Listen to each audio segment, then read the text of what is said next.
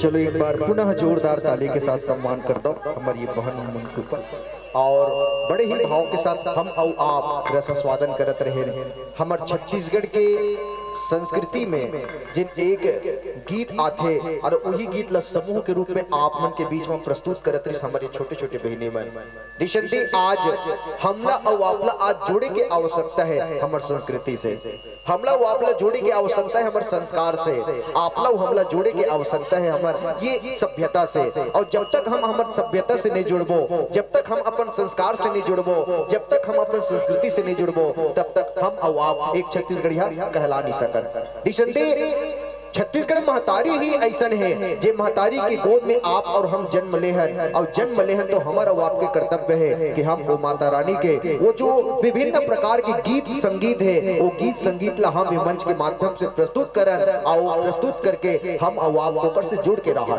एक धर्म है जो धर्म से हम जुड़ के रहा, एक ब्रह्म है और ब्रह्म से भी हम जुड़ के रहा, और साथ ही साथ हमारे छत्तीसगढ़ महतारी है और छत्तीसगढ़ महतारी से हम भी आप भी हम सब जुड़ के रहा। ऐसा छत्तीसगढ़ महतारी ला मैं प्रणाम निवेदित करत हूं। चलो एक बार बढ़िया जोरदार जयकारा लगाओ, बोलो छत्तीसगढ़ महतारी की, बोलो छत्तीसगढ़ महतारी की जय हो।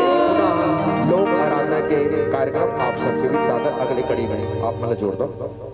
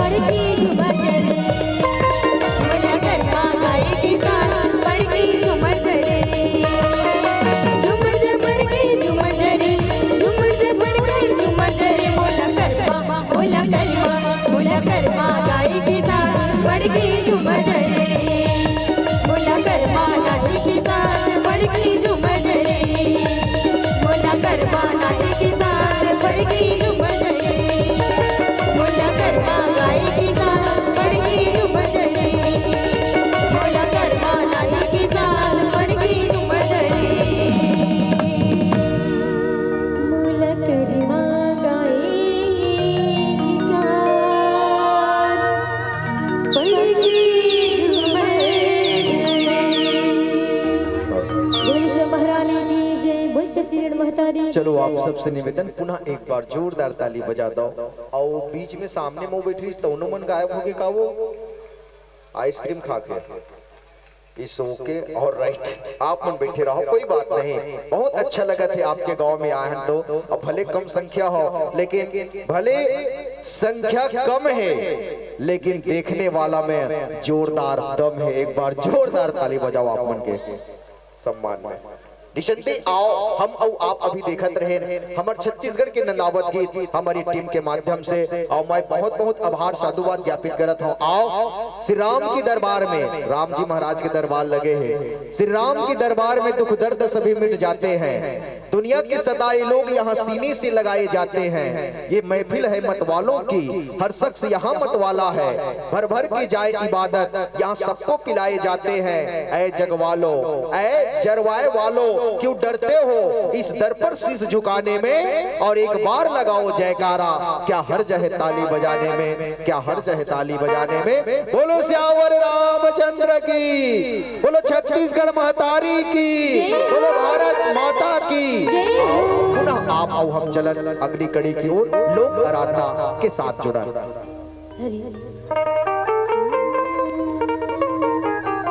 बोली श्री महारानी की जय, बोल छत्तीसगढ़ महतारी की जय।